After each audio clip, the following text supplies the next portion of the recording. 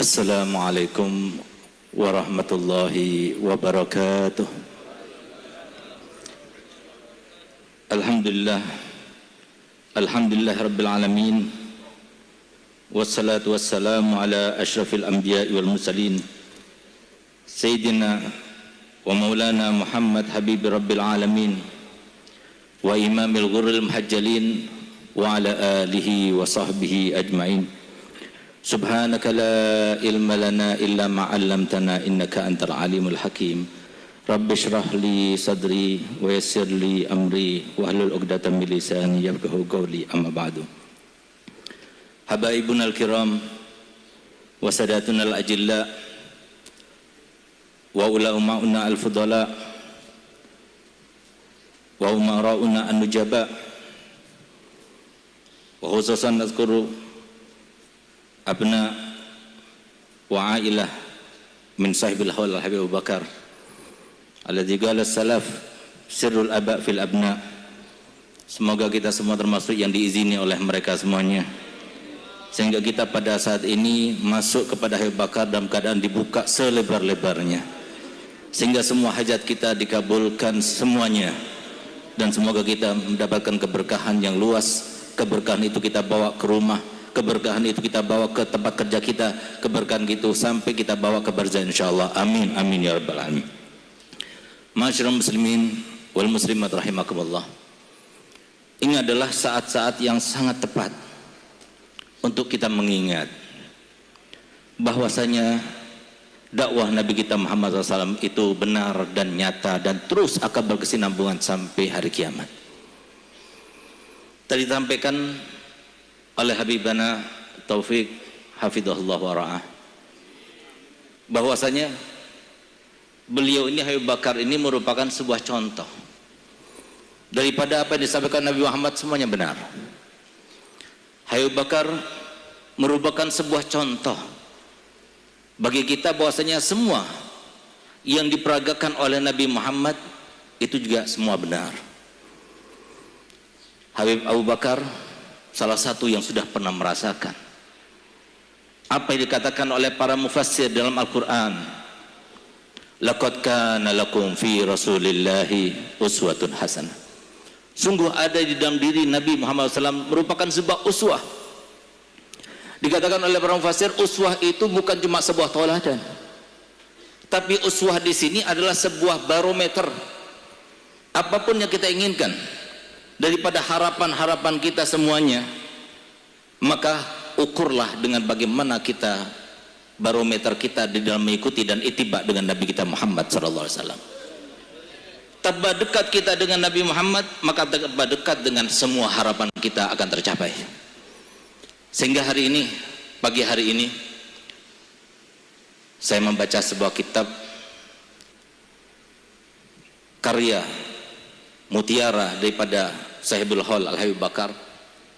Beliau katakan, apa yang kalian lihat daripada diriku, daripada yang kau lihat merupakan sebuah ujian untukku, ketahuilah aku sudah merasakannya, itu adalah nikmat yang paling puncak. Demi Allah, aku rasakan sekarang ini cuma dua hal: nikmat syukur dan nikmat sabar. Bagaimana orang seperti beliau yang kadang-kala kita melihat dalam keadaan kesulitan, tapi ternyata beliau itu termasuk orang yang bersyukur kepada Allah Ta'ala, bersabar kepada Allah Ta'ala. Bukankah ini harapan kita untuk hidup? Kita ingin merasakan yang semacam ini, dan ini yang dirasakan oleh Nabi Muhammad. Walaupun Nabi Muhammad dilumuri pintu rumahnya setiap hari oleh As bin Wa'il dengan kotoran manusia, tapi lihat bagaimana respon Nabi Muhammad ketika membersihkannya. Apa kata Nabi Muhammad? Demi Allah, aku mempunyai seorang tetangga yang sangat baik kepadaku. Kenapa dikatakan demikian oleh Nabi Muhammad SAW? Bukan untuk menghibur dirinya, tidak, tapi untuk menyatakan kepada kita bahwasanya itulah yang terjadi sesungguhnya kepada Nabi Muhammad. Dengan Nabi Muhammad tidak membalasnya, dengan Nabi Muhammad sabar terhadapnya, apa yang didapatkan Nabi Muhammad? Diangkat derajatnya, ditambah cinta Allah kepadanya, dan ditambah pahalanya yang begitu melimpah. Makanya Nabi Muhammad SAW sebaik-baik tetangga yang aku punya. Itulah yang dirasakan oleh beliau, dan ini yang kita inginkan. bukan untuk kita saja tapi untuk semua keluarga kita. Kita punya harta banyak tapi tidak menyenangkan, punya istri yang cantik tapi tidak menyenangkan, punya anak yang banyak tapi tidak menyenangkan, punya rumah yang mewah, yang besar dan sebagainya tapi tidak melegakan. Kenapa ini semuanya? Karena kita sudah melupakan satu hal. Allah SWT sudah mewanti-wantikan dalam Al-Quran. Bahkan setan itu sudah mewanti-wantikan kepada seluruh anak kroni-kroninya. Jangan sampai kaum muslimin tahu dengan ayat ini. Kalau supaya mereka itu membaca ayat ini, usahakan mereka nggak tahu artinya. Dan ini yang menjadi sebab kenapa kita sekarang seperti sekarang ini. Kenapa negara kita yang besar, yang banyak aulianya, yang banyak kaum musliminnya, tapi kita dalam keadaan dihinakan di negara dunia. Kenapa kita sekarang ini dalam keadaan sangat terpuruk, baik keluarga, masyarakat, kabupaten, provinsi maupun negara kita. Kenapa demikian? Karena kita melupakan ayat ini. Oleh karenanya, paling tidak kita sebagai umatnya Nabi Muhammad, syukurilah sebagai umat Nabi Muhammad. Kita mendapatkan anugerah dari Allah Ta'ala menjadi umat yang terbaik. Ummati ummatun marhumah, umatku adalah umat yang paling dikasihi Allah Ta'ala. Itu berkatnya Nabi Muhammad.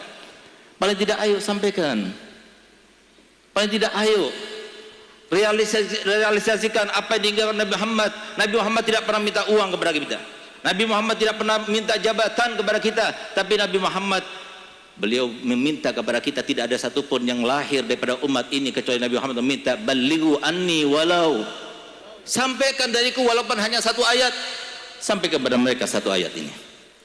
Ini yang menjadi sebab kenapa kita ini sampai terpuruk dalam segala hal, punya harta benda, punya jabatan, punya ilmu, punya semuanya, tapi tidak menyenangkan kita, tidak membahagiakan kita, tidak menghubungkan kita dengan Nabi Muhammad sebagaimana terhubung Abu Bakar dengan Nabi Muhammad. Apa itu? Dengarkan baik-baik, sampaikan kepada semuanya. A'udzubillahi minasyaitonirrajim. Bismillahirrahmanirrahim. Wala takunu kalladzina nasullaha fa ansahum anfusahum. Jangan pernah kalian sekali-sekali lupa kepada Allah. Ketika kalian sudah lupa kepada Allah, maka Allah pun yang maha segala-galanya, yang semua harapan kita ada di tangannya. Allah akan lupakan semua kesempatan untuk kalian. Allah lupakan kesempatan untuk menggunakan harta, Allah lupakan kesempatan untuk menggunakan jabatan, Allah lupakan kesempatan untuk punya orang tua, Allah lupakan untuk mendapatkan apapun juga yang sudah diberikan Allah Ta'ala modal kepada kita masing-masing. Padahal Al-Habibullah Haddad beliau berkata, tidak ada seorang pun di antara kita kecuali masing-masing mendapatkan modal yang sama daripada Allah untuk dekatkan diri kepada Allah sedekat-dekatnya dan untuk menggapai cintanya Nabi Muhammad sebesar-besarnya. Tidak ada seorang pun di antara kita sekarang ini kecuali sama-sama diberikan modal yang sama. Kalau tidak, berarti Allah tidak adil. Tidak, Allah maha adil. Allah berikan semuanya sama. Akan tapi kenapa? Kenapa kita tidak menggunakannya? Karena kita lupa kepada Allah. Bagaimana kita ingat para hadirin? Bagaimana kita akan ingat kepada Allah kalau kita tidak mengenal kepada Allah? Bagaimana kita ingat pada Allah kalau kita tidak ingat kepada Nabi Muhammad? Bagaimana kita ingat pada Allah kalau kita tidak mengenal syariatnya Nabi Muhammad? Ini yang sangat kita perlukan. 2 tahun lagi kampanye. Ayo kita kampanye juga, tapi kampanyenya Nabi Muhammad. Sebelum mereka kampanye, kampanyekan. Kalau kita ingin negara Indonesia ini berbalik, berubah secara drastis 2 tahun lagi, demi Allah saya bersumpah yakin berubah Indonesia ini. Dalam 2 tahun, gak perlu kita ganti presiden, gak perlu kita ganti anggota legislatif, gak perlu kita ganti partainya, tapi satu hal yang perlu kita rubah. Apa itu? Kita yang berubah, masyarakat yang berubah. Kalau sudah setiap RT, setiap kelurahan, setiap desa, setiap kecamatan, setiap kabupaten, mereka semuanya menjadi ahli majelisnya Nabi Muhammad SAW, maka dengan sendirinya Allah akan berikan kepada kita seorang pemimpin ahli majelis. Tapi kalau seumpama itu tidak kita lakukan, jangan berharap siapapun yang akan menjadi pemimpin tetap tidak mempunyai kekuatan apapun. Ayo sekarang, mereka yang di luar sana itu siapa? Mereka yang tidak hadir bersama kita itu siapa? Mereka yang bertato-tato itu siapa? Mereka yang berambut gondrong itu siapa? Mereka yang bermaksiat itu siapa? Mereka itu adalah saudara kita. Allah Ta'ala sudah menyatakan dalam Al-Quran, innamal mu'minuna ikhwah. Mereka saudara kita. Mereka itu siapa? Mereka itu adalah mereka dicintai oleh Nabi Muhammad. Mereka itu siapa? Mereka yang telah bersumpah Nabi Muhammad SAW ketika turun sebuah ayat yang karenanya kita kadang-kadang suudzon kepada Allah Ta'ala karena kita menderita dan merasa bahwasanya ujian kita daripada Allah Ta'ala sangat besar. Apa itu? Ketika Nabi Muhammad mendapatkan ayat yang berbunyi wala sawfa yu'tika rabbuka fatardah. Ketika turun ayat tersebut, apa respon Nabi Muhammad? Dengan gembiranya, dengan senyumnya, Nabi Muhammad bersumpah, wallahi inilah arda wahidan min ummati finnar. Demi Allah aku tidak ridho satu saja daripada umatku berada di neraka. Sehingga siapapun yang menyelamatkan umat Nabi Muhammad walaupun satu, maka dia pasti akan disambut oleh Nabi Muhammad. Beruntung para orang tua yang punya anak berada di pesantren, beruntung. Apalagi sampai menjadi seorang ustadz, beruntung. Kenapa? Telah menggembirakan Nabi Muhammad.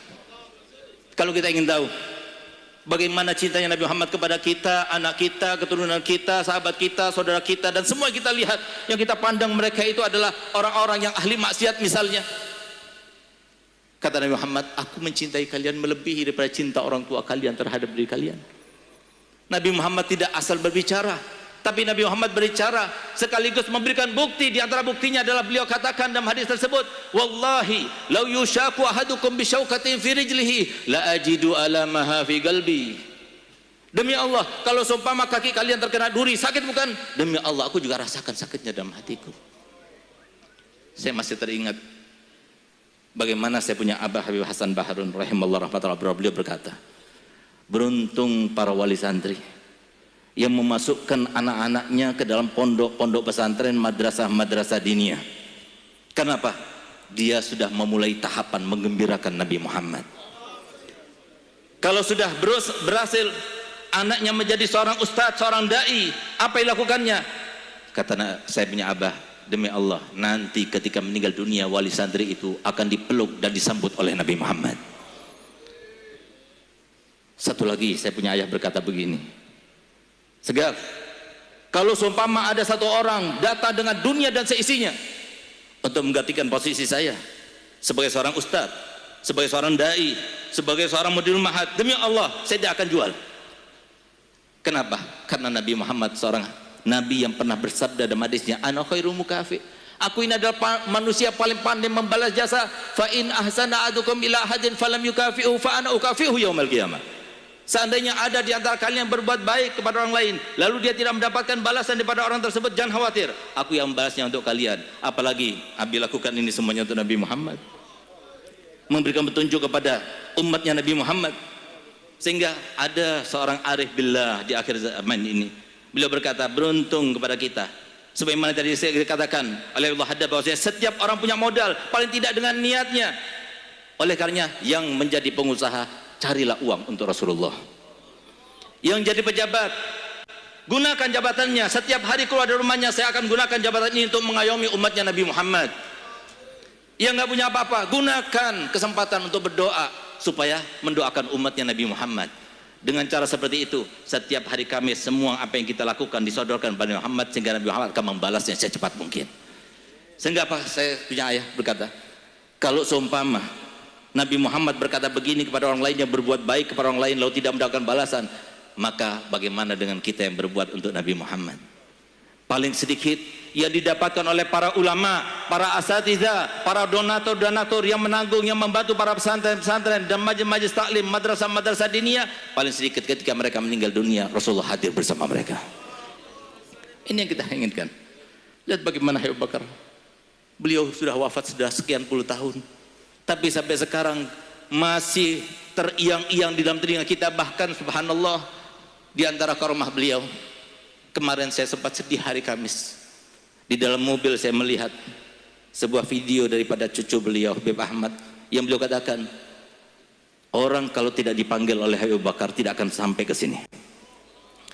Orang kalau tidak dipanggil oleh Abu Bakar tidak akan hadir dalam haulnya. Alhamdulillah kita termasuk dipanggil. Ya Allah, jadikanlah kami termasuk dengan kemuliaan. Subhanallah, terlintas dalam hati saya, ya Allah, saya jarang ziarah kepada Habib Bakar. Ya Allah, saya jarang hadir haulnya, saya hadir rohanya saja. Subhanallah, gak lama kemudian Habib Bakar telepon kepada saya, minta saya hadir di dalam haul ini. Ini karomah daripada Habib Bakar. Ya Allah, jangan sampai kita ini termasuk yang keluar dari tempat ini dalam keadaan hampa.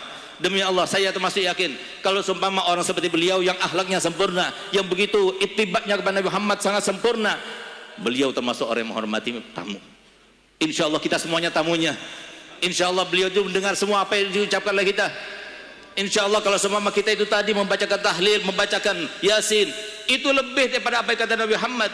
Fatihah itu satu kali itu lebih baik daripada dunia dan seisinya. Kalau seumpama kita bertamu kepada beliau, kita berikan uang sebanyak-banyaknya, orang seperti beliau pasti akan membalas kita. Paling tidak kita akan keluar dalam keadaan semua hajat kita dikabulkan. Ya Allah, berkat Habib Bakar ya Allah, jadikanlah kami termasuk orang yang tidak mempedulikan orang lain ya Allah.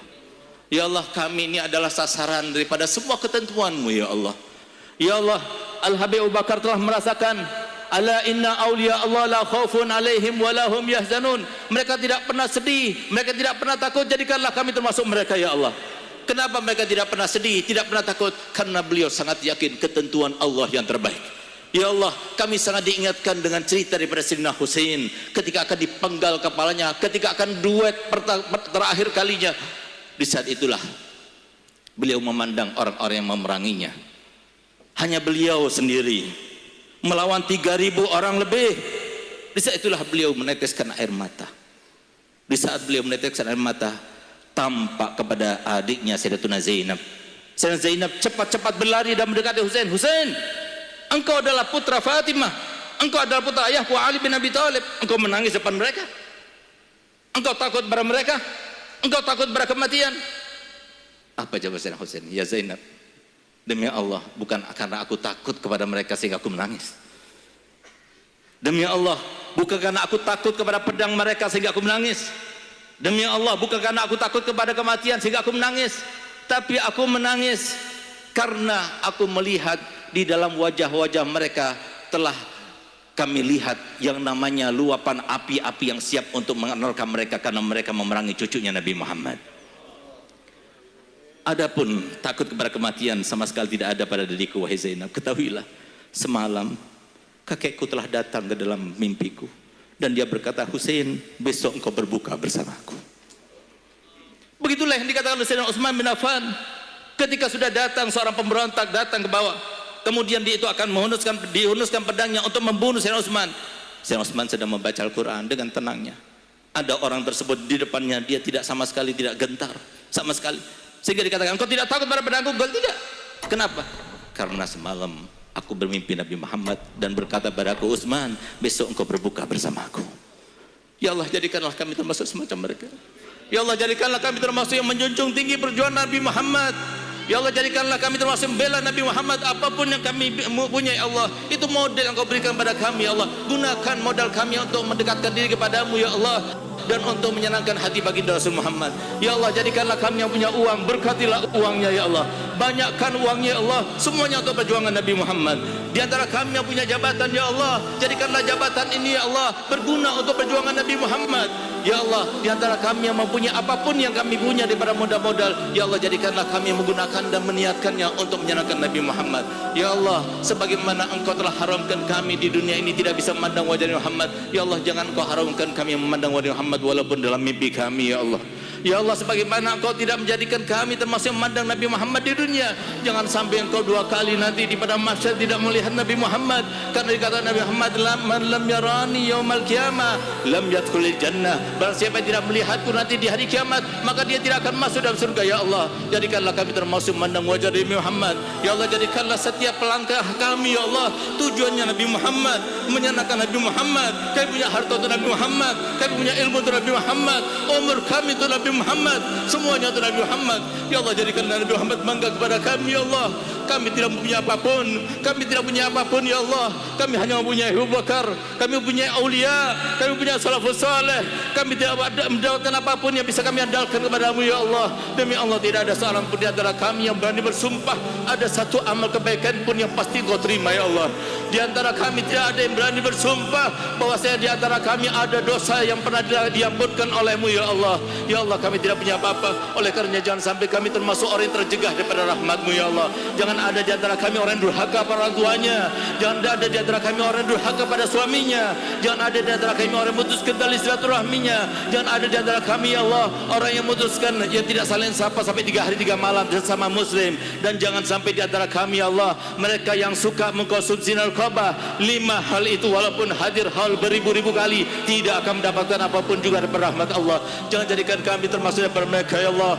Anak-anak kami, keturunan kami, kalau Engkau yang menjaga ya Allah, sebagaimana saya punya Abah Hasan Baharun, segap dari sekarang sampai kapanpun jangan pernah beranjak daripada nilai 0, karena apapun yang kau miliki milik Allah, apapun yang kau dapatkan karena Allah, tidak ada kontribusi sedikit pun daripada kami ya Allah. Engkau yang berkehendak ya Allah, kehendakilah kepada kami semuanya selamat dunia akhirat ya Allah. Entah berapa tahun lagi kami akan menjalani kehidupan dunia, kami tidak tahu kami termasuk selamat atau tidak ya Allah.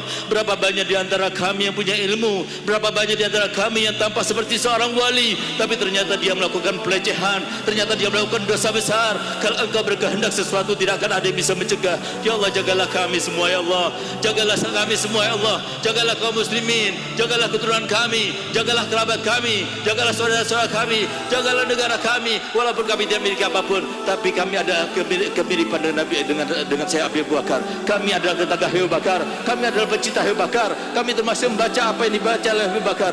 Rabbana atina fid dunya hasanah wa fil akhirati hasanah wa qina adzabannar. Wa sallallahu ala sayyidina Muhammadin wa ala alihi wasallam. Alhamdulillah bil alamin. Kurang lebihnya saya mohon maaf. Wabillahi taufiq. Wassalamualaikum warahmatullahi wabarakatuh.